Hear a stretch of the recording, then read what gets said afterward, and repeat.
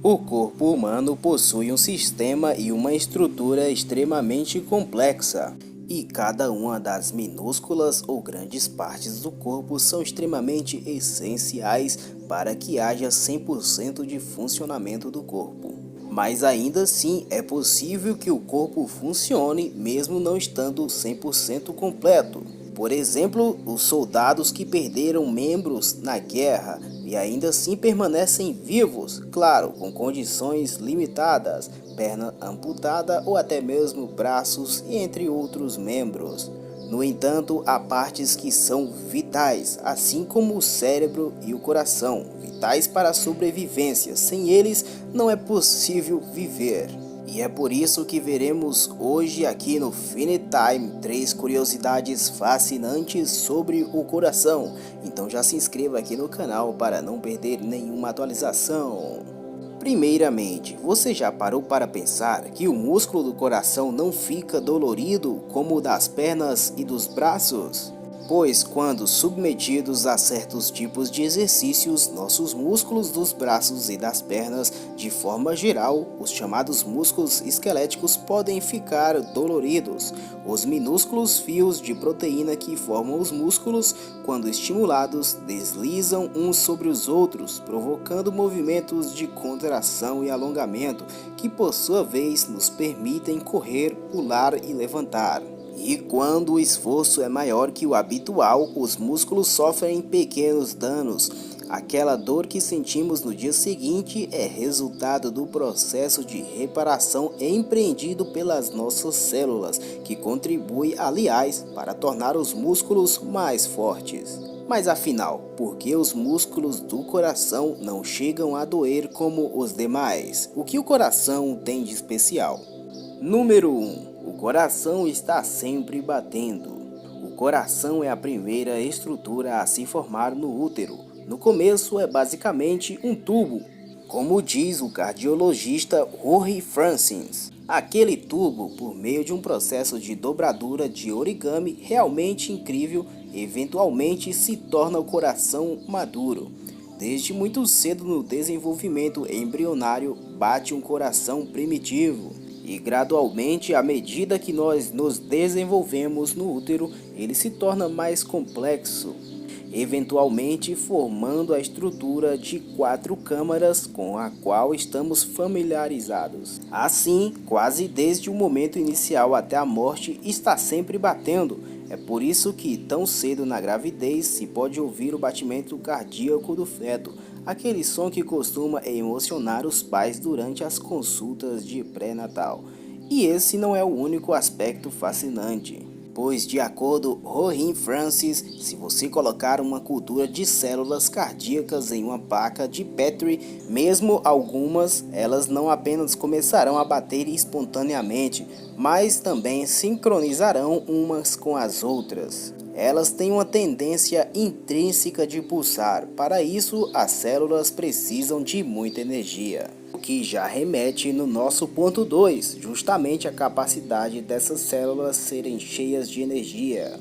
De acordo com Rory Francis, em comparação com os músculos esqueléticos, as células cardíacas são muito mais eficientes. Diz ele, elas têm um suprimento mais robusto de mitocôndrias, então são células extremamente energéticas.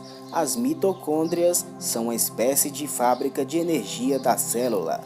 Elas criam o ATP que usamos para alimentar todo o nosso metabolismo celular. E ressaltando que ATP é encontrado em todas as formas de vidas conhecidas e ele fornece energia para a realização de muitos processos nas células. E energia é o que é preciso para movimentar qualquer músculo, principalmente o coração, que mesmo em repouso está sempre trabalhando muito. Suas células precisam ser capazes de continuar batendo de forma ininterrupta e para isso precisam de níveis muito mais altos de ATP do que dos músculos esqueléticos. Terceiro ponto e curiosidade é que o coração possui poucos nervos. Francis diz, quando você está falando sobre a sensação de dor na pele ou nos músculos, é muito importante ser capaz de localizar exatamente de onde vem a dor. Assim, o corpo conta com uma alta densidade de nervos sensoriais que irrigam essas partes do corpo, para que você possa identificar exatamente de onde vem o problema. E a densidade do nervo sensorial no coração é muito menor.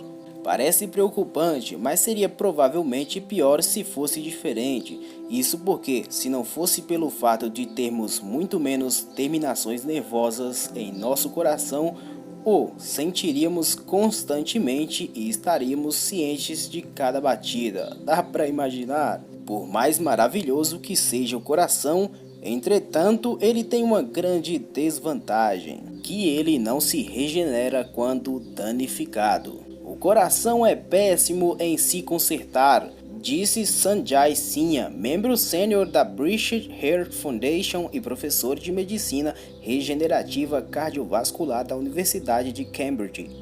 Quando uma pessoa comum tem um ataque cardíaco ou uma lesão cardíaca, o que geralmente acontece é que uma parte do músculo cardíaco morre e nunca mais se recupera. Ele se repara formando uma cicatriz, mas a parte do músculo perdida não vai voltar, o que acaba atrapalhando o movimento de contração. É basicamente por isso que é tão sério. E o que há no tecido do músculo cardíaco que não permite que ele se repare da mesma forma que o músculo esquelético? A razão está na tendência intrínseca de bater, destacada anteriormente. Para que um tecido se repare, suas células precisam se multiplicar e para que se multipliquem, elas precisam se dividir. As células cardíacas são especializadas em se contrair, por isso estão repletas de proteínas de milofilamentos contráteis. E se uma dessas células se dividisse para formar outra, você teria que desmontar tudo e depois remontar todo o maquinário contrátil.